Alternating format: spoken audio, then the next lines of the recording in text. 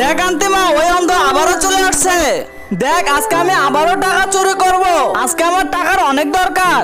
না রিয়া, তুই এটা করিস না, ওই বেচারি তো আগে থেকে অন্ধ। তুই তো নিজের কাজ কর আর চুপচাপ সবকিছু দেখতে থাক। রিয়া, আজকে আমি অনেক খুশি, তোর জন্য সারপ্রাইজ আছে। আচ্ছা, আমার জন্য সারপ্রাইজ আছে? সারপ্রাইজ বাদ দে, বল তুই কেমন আছিস?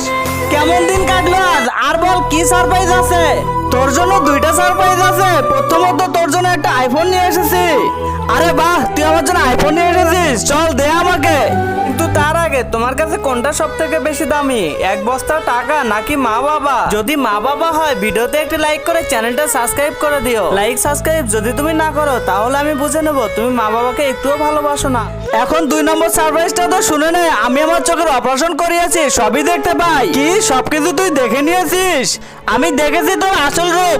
তোকে আমি সব থেকে আমার কাছের বন্ধু ভাবতাম। তাহলে এতদিন ধরে তুই আমার টাকা চুরি করতি? নে এবার তাড়াতাড়ি আমার টাকা বের কর।